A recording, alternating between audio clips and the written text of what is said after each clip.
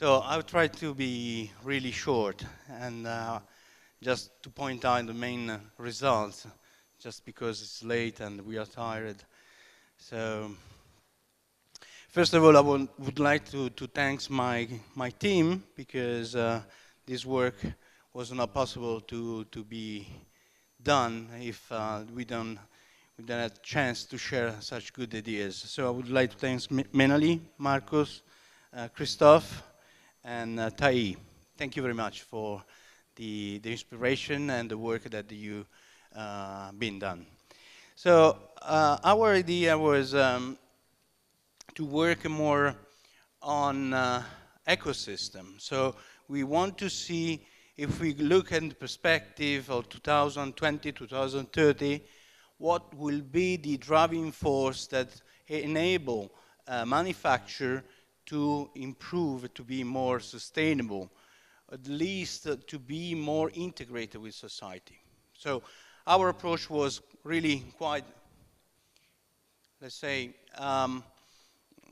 not in detail, but to see what will be the future, what will be the driving force in order to reach an integration, more integration between society and manufacturing, manufacture.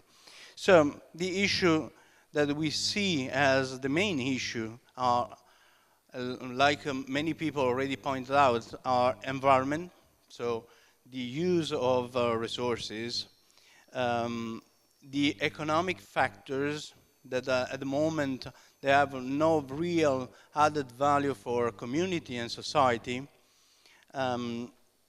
and also money for social life, for society, because these resources sometimes are not available and there is no participation of communities in order to decide what are the use of public resource. So we see some driving force and trends in order to stimulate the process of improving our companies in terms of environmental constraints, basically the use or limited amount of resources, energy, material, and so on. Also, another important and relevant driving force is the actual unfair use of financial resources. This is one point that was discussed in detail in our group. So there is a lot of money circulating around, but the real value of that money are for financial issues, is not for creating added value for entrepreneurship or for communities. And this, we think this will become more stringent, even more relevant on different agenda at each level, political or societal level. And there, the policymaker, they have a strong task, because they need to be able to balance this gap, to bridge the gap between finance and social need and entrepreneurship goals. So as I said, we work on more on an ecosystem. Of course, you can imagine this ecosystem has an implication for the other level. And as an actor, so main actors, we see the policymaker, manufacturers, workers, consumers. And there we had a discussion what consumer can be. Is simply a citizen, is a consumer in a strict way, so somebody that has money to buy products, or is a ethically, socially concerned person that is able to have an idea what he's going to buy. And we think the citizen, as a consumer, they are going to increase the awareness of what is the added value attached to each product that they buy. So the goals will become, for us at least on our vision, to to try to respect social values. So entrepreneurship and has to find a way to accomplish more the social values and to balance between economy and business. And this, tied with these values, of course, there is the respect of the environment. So that means more environmental sustainability and the added value creation and respect for our environment.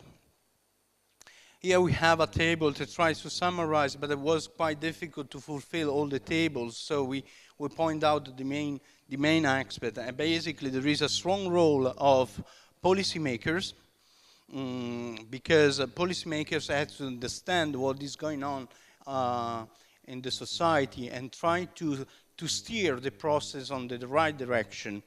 And so in the midterm strategy, we need to have a strategy driven by maybe policymakers and the economic actor that try to accomplish, to design a strategy for social industrial growth. And this means that we need to rethink how a manufacturer is shaped. So we need to redesign the scope and the structure, the real scope of each manufacturer. Actually, we need to open more the enterprise to the society. So we need to have companies that are more transparent and more integrated with social needs. Of course, we'll take hours and hours of discussion to go on deep on these details and these aspects, but I try to give you just the flavor of our thoughts. So what we want to overcome is there are the social gaps. So mainly we want to find the way that, for instance, there will be less exploitation of human resources, of workers that are at the moment they are imbalanced.